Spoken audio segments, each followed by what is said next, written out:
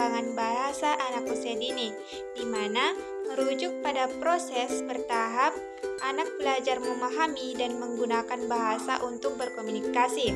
Proses ini melibatkan kemampuan mendengar, berbicara, membaca, dan menulis yang mengembangkan secara alami melalui interaksi dengan lingkungan.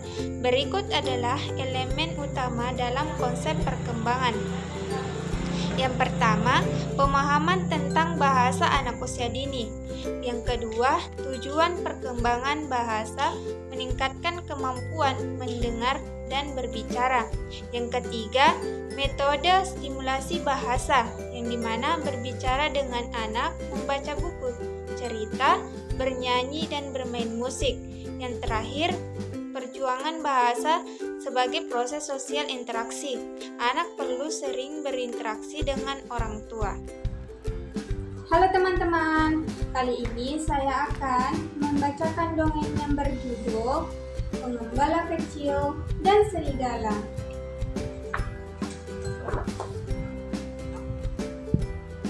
Suatu hari di sebuah desa, tinggallah seorang anak pengembala domba.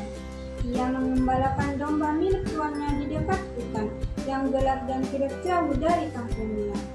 Setiap merasa bosan, dia selalu menghibur dirinya sendiri dengan cara bermain-main dengan anjingnya dan memainkan seruling.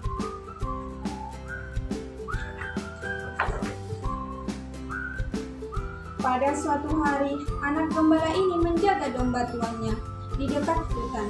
Saat itu ia mengingat perkataan tuannya bahwa apabila dia melihat serigala menyerang kawanan dombanya, dia harus berteriak memanggil bantuan dan orang-orang sekampung akan datang membantunya. Anak gembala itu merencanakan sesuatu, rencana agar dia merasa terhibur. Anak gembala itu berpikir bahwa akan terasa lucu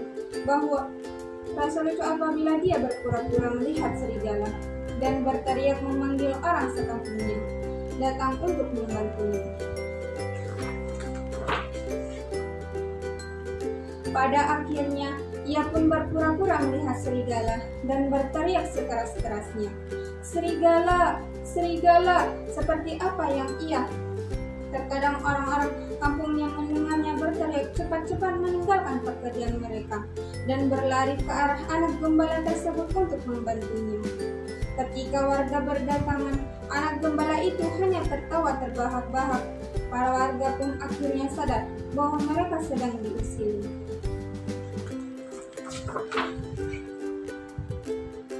Beberapa hari kemudian, anak gembala itu kembali berteriak, "Serigala, serigala!" Kembali orang-orang kampung yang berlari datang untuk menolongnya. Hanya menemukan anak gembala yang tertawa terbahak-bahak kembali.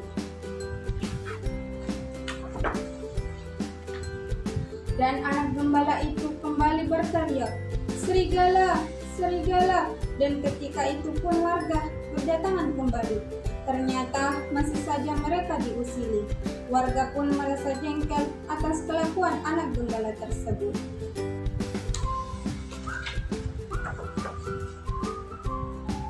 Sampai akhirnya pada suatu petang menjelang malam, seekor serigala benar-benar datang dan memangsa domba-dombanya yang digembalakan oleh anak gembala. Ia pun tentunya panik dan ketakutan. Warga kampung merasa jera dan tak ingin dijahili lagi oleh anak gembala tersebut. Mereka berkata, "Dia tidak akan bisa menipu kita lagi." Serigala itu akhirnya berhasil menerkam dan memakan banyak domba yang digembalakan oleh sang gembala, lalu berlari kembali masuk ke hutan.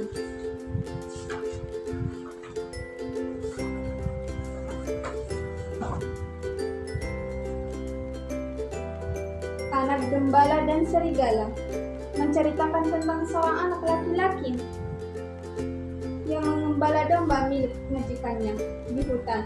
Ia lebih memilih mengembala domba di hutan karena lebih banyak daun-daun yang jadi makanan domba-dombanya.